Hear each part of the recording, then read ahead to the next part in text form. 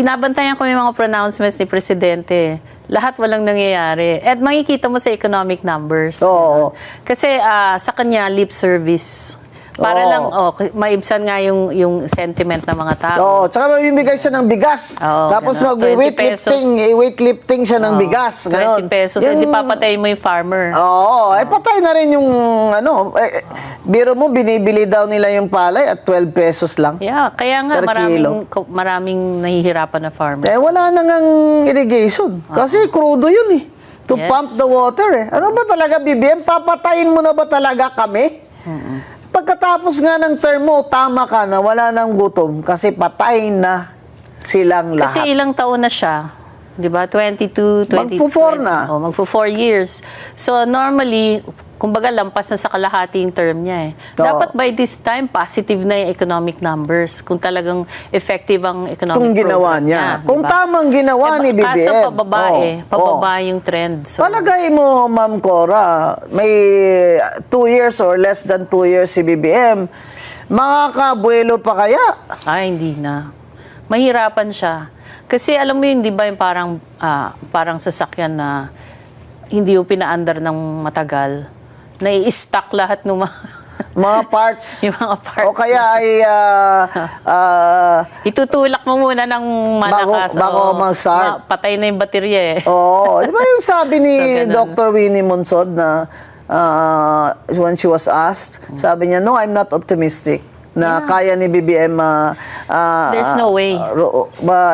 ma-improve ang economy kasi because of the people around him. Kaya balita ko, magbabalasa daw siya.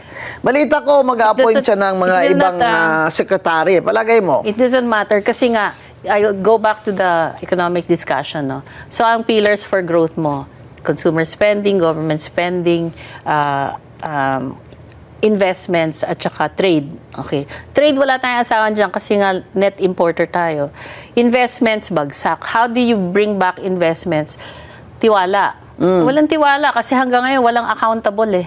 Yun. Diba?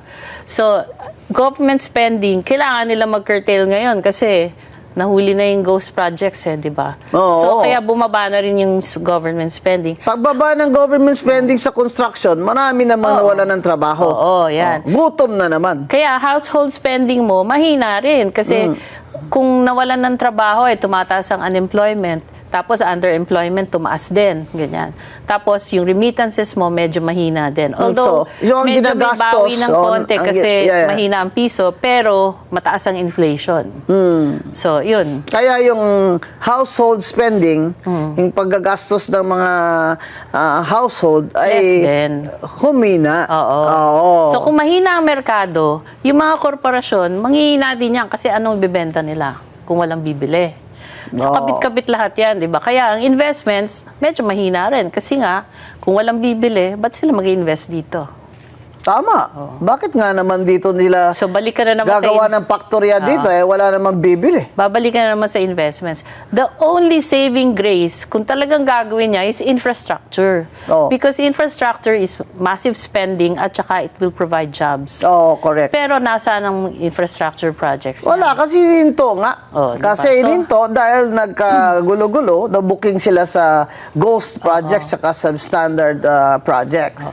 So, ang solusyon nila is huwag ilabas yung pera. Yan. So ngayon, wala talagang impetus for growth. Wala akong makitang magtutulak para umandar yung sasakyan na yun. So yung next 2 years niya, walang mangyayari dyan. Saka